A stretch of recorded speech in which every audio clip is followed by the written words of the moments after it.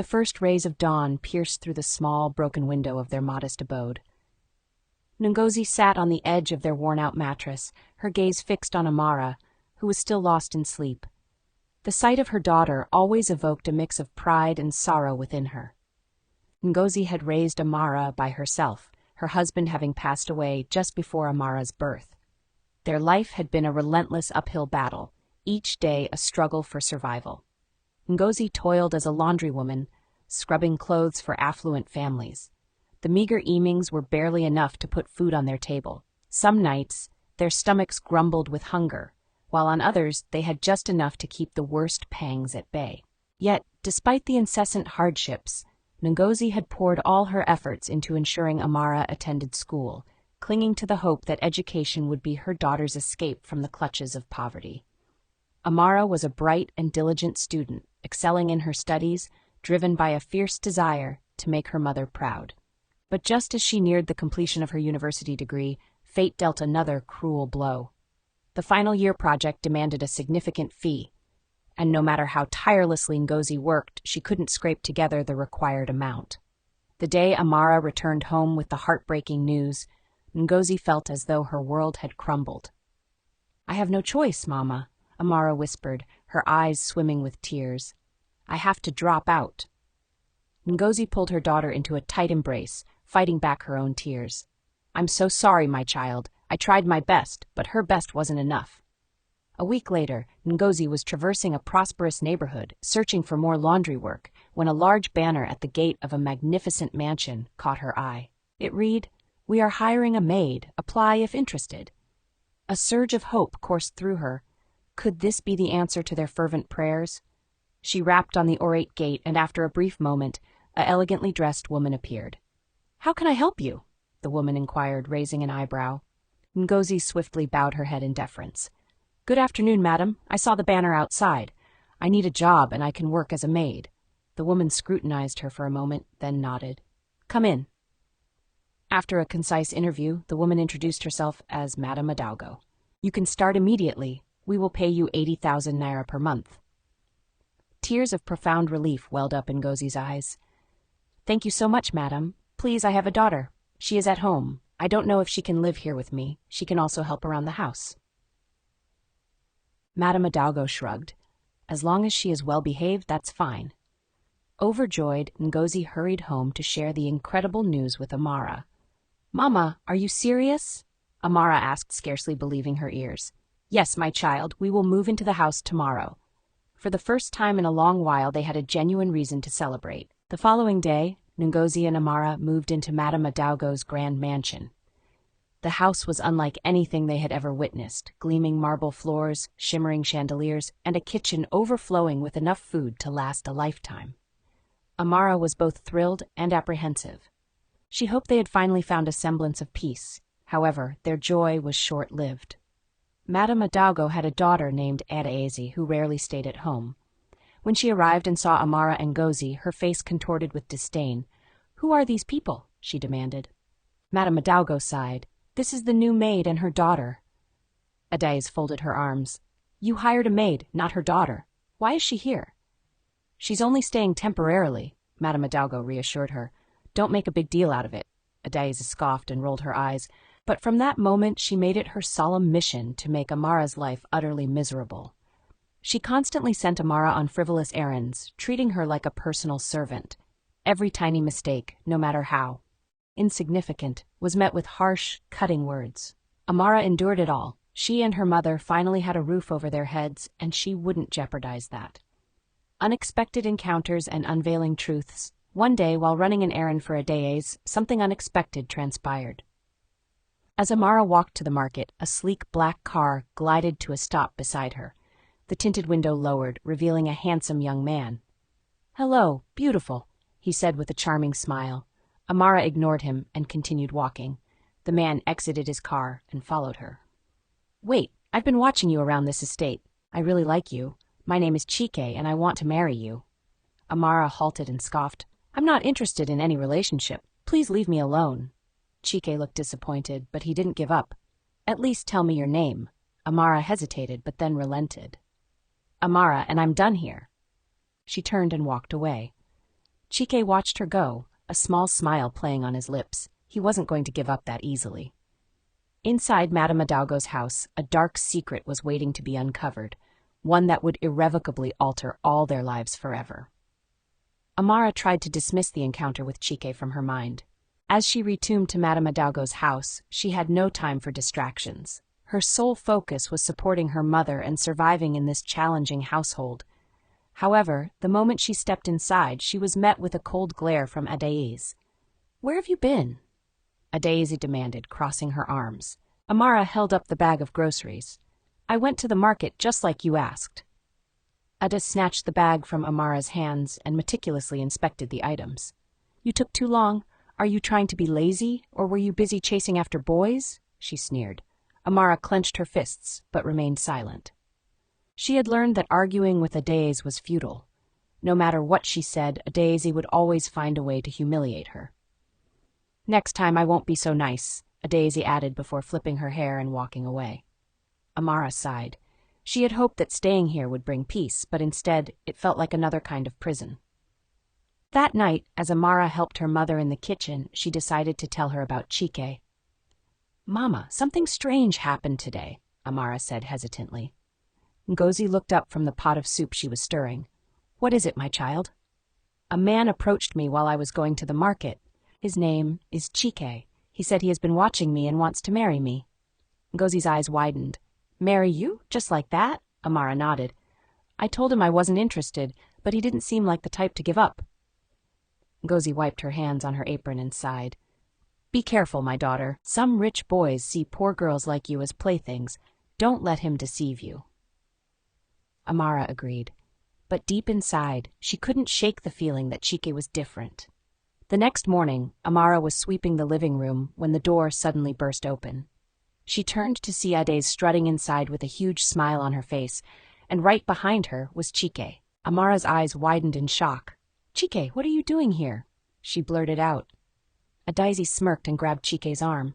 "Oh, you two know each other. How funny. Chike and I are childhood friends. We went to the same school." Chike looked uncomfortable as Adaise clung to him. "Yes, we know each other," he said, looking directly at Amara. Amara's stomach twisted in unease. Adaise noticed Chike's gaze and immediately frowned. She turned to Amara and snapped, "Why are you looking at him like that? A girl like you should know her place." Amara lowered her eyes. She didn't want to cause any trouble. Chike, however, pulled his arm away from Adaise. "Amara, I actually came here to see you." Adaise's eyes widened in rage. "What?" Chike ignored her and turned to Amara. "I still want to get to know you better. I meant what I said." Amara felt the weight of Adaise's furious glare, but remained silent. Before she could respond, Madame Hidalgo entered the room. "What's all the noise about?" she asked. Adaise immediately pointed at Amara. "Mother, this maid is trying to steal my friend away from me." Madame Hidalgo turned to Chike. "Is this true?" Chike shook his head. "No, Mom, I simply admire Amara and wanted to speak with her." Madame Hidalgo sighed and turned to Amara. "Amara, finish your chores. I don't want any unnecessary drama in my house."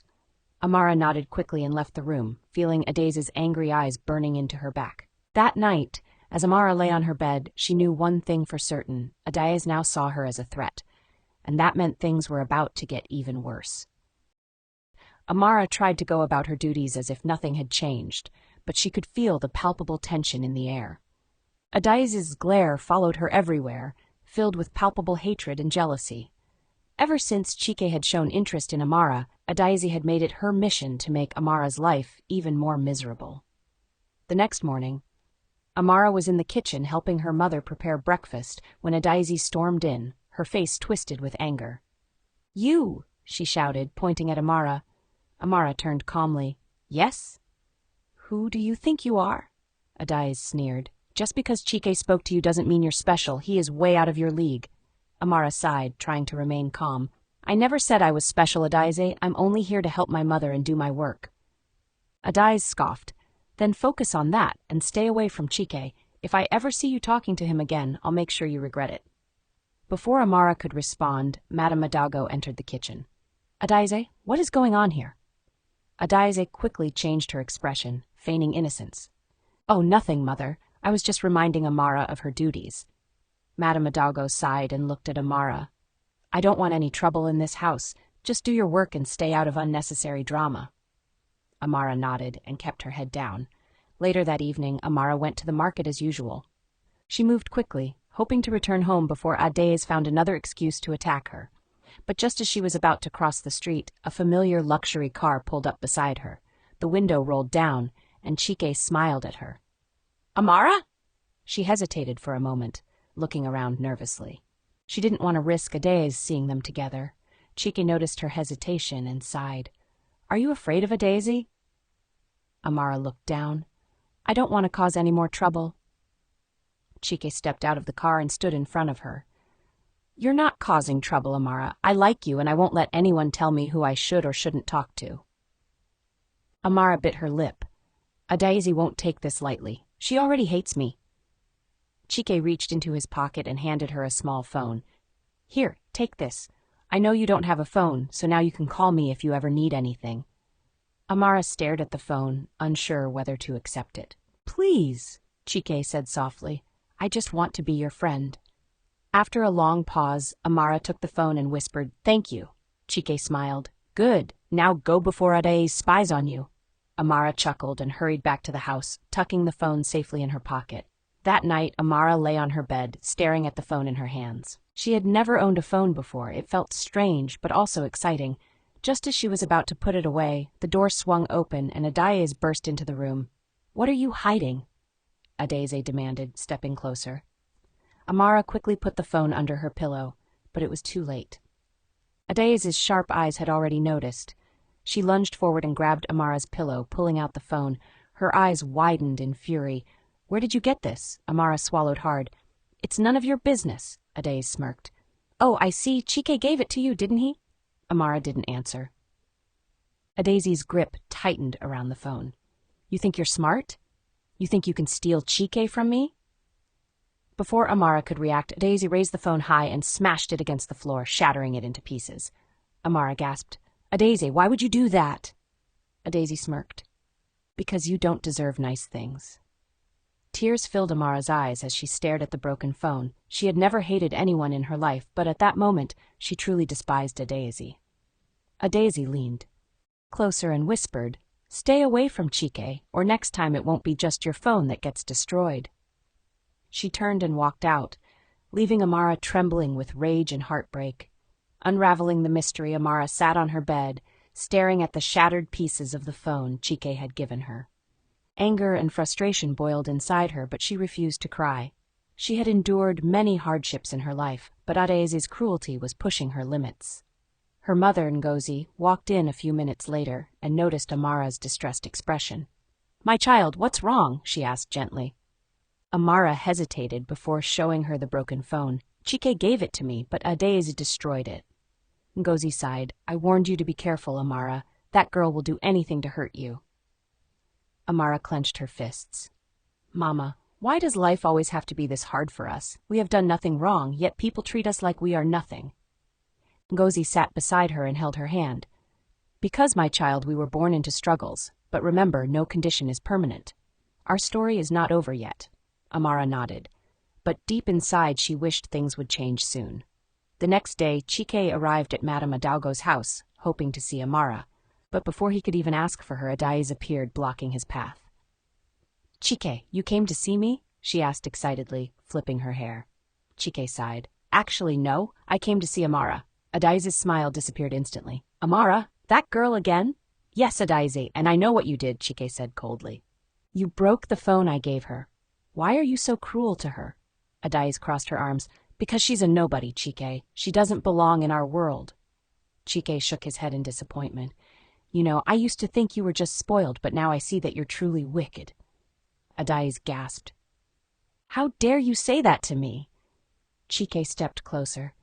Listen to me, Adaze. You can insult Amara. You can try to make her life miserable, but it won't change how I feel. I love her, and nothing you do can stop that. Adaze's face turned red with fury. We'll see about that, she hissed before storming away. Later that night, Amara had just stepped out of the bathroom when she heard a voice coming from Madame Hidalgo's room. The door was slightly ajar, and curiosity pulled her closer. She paused when she heard Madame Hidalgo talking on the phone. I'm telling you, Madame Hidalgo said in a hushed, emotional voice.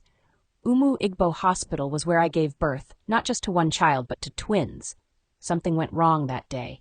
I felt it. I only left with one baby. The nurses told me she was my only child, but my heart never believed it. Amara's heart dropped. Twins? Umu Igbo Hospital? That was the same hospital she was bomb in, on the very same day. She couldn't ignore the strange twist of fate. Her fingers trembled as she rushed down the hallway to her mother's room. "Mama," she called out, breathless, "I just heard something. Madame Hidalgo said she gave birth to twins at Umu Igbo Hospital on the same day you gave birth to me." Ngozi looked up, confused. "Yes, that's the hospital where I had you. Why?"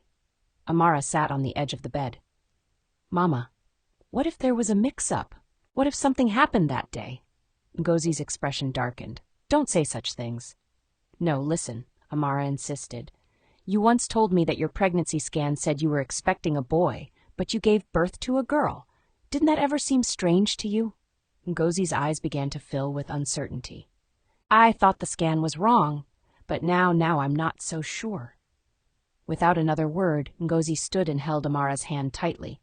"Come with me. We're going to see Madame Hidalgo right now." They walked straight to Madame Hidalgo's room. She looked surprised to see them.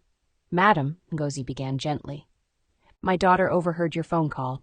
You said you gave birth to twins at Umu Igbo Hospital." Madame Hidalgo sat up, nodding slowly. "Yes, I've always believed I was supposed to have 2 children, not 1. Ngozi took a deep breath.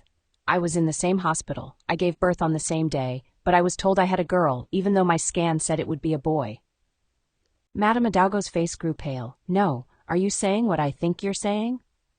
Amara looked between the two women. There could have been a mistake, or something worse. Madame Hidalgo stood abruptly and walked toward the window. "All these years, I knew something wasn't right." Ngozi nodded, holding back tears. "I think we need to get the authorities involved. We need answers." Madame Hidalgo turned to them, her eyes firm. "You're right. I'll call the police. If there was a switch, it's time we found out the truth." In that moment, 3 lives changed forever. What had been hidden for years was finally coming to the surface. And it all began with a phone call Amara was never meant to hear. The truth revealed a new beginnings. While the investigation began, something else happened. At Chike's house, his father found a long-forgotten letter tucked inside an old box. It was a DNA result from years ago, never opened. He opened it now, his hands shaking as his eyes scanned the paper. It was true. Chike was not his biological son. Shocked, he called Madame Hidalgo. "Madame Hidalgo," he said, "you need to come here. There's something you must know. Chike isn't my son." Soon the police brought in the nurse who was on duty at Umu Igbo Hospital that day. Nurse Ife broke down under questioning. "It was Madame Obiageli," she confessed, "Chike's mother. She paid me. She couldn't have any more children and desperately wanted a boy. She gave me money," Nurse Ife continued, "so I took the baby boy from Ngozi and gave him to Obiageli. Madame Hidalgo gave birth to twin girls. I gave one girl to Ngozi and left one with Madame Hidalgo." There was silence. The whole truth had finally come out. "So Amara and Adaze are twin sisters?" the investigator asked. Nurse Ife nodded. "Yes, and Chike? He's Ngozi's biological son." Tears streamed down everyone's faces. Madame Hidalgo reached for Amara and hugged her tightly. "You're my daughter, my baby girl." Ngozi stood beside her, holding Chike's hand. "And you? You're my son." Amara looked at Adaze, her twin, the sister she never knew she had. Adaze fell to her knees. "I'm so sorry," Adaze sobbed. "I didn't know we were sisters. I said terrible things to you. I was jealous. I'm truly sorry." Amara bent down and hugged her. "You're my sister. That's all that matters now." Chike stepped forward. "I love you, Amara." Amara smiled, tears in her eyes. "I love you too." In time, Amara and Chike got married in a beautiful ceremony filled with love, healing, and new beginnings. Their story, a tale of loss, lies, and rediscovery, ended with family, forgiveness, and unity. Thank you so much for watching. I hope you enjoyed this story. If you did, please give this story a thumbs up, and let me know your favorite part in the comments. Don't forget to subscribe for more amazing stories. See you in the next story.